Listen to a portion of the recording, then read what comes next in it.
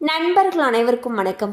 இன்னைக்கு நம்ம அந்த வீடியோல நகை கடன் தள்ளுபடி பற்றிய மிக முக்கிய புதிய தகவல் வெளியாகி உள்ளது. ஸோ அதை பத்தி தான் இப்ப நம்ம பார்க்க போறோம்.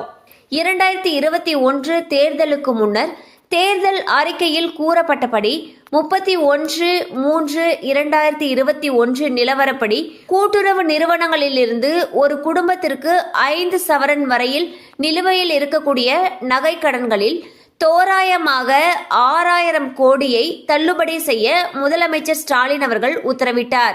அதன்படி 11.7 லட்சம் பயனாளிகளுக்கு 4904 கோடி மதிப்புள்ள தள்ளுபடி சான்றிதழ்கள் அவர்களின் அடமானங்களுடன் வழங்கப்பட்டுள்ளன. நகைகளும் திருப்பி அனுப்பப்பட்டன. கூட்டுறவு சங்கங்கள் மகளிர் சுய உதவி குழுக்களுக்கு வழங்கிய கடன்களில் மார்ச் 31, 2021 நிலவரப்படி நிலுவையில் இருக்கக்கூடிய 2118.8 கோடி கடன் தள்ளுபடி செய்யப்பட்டுள்ளது.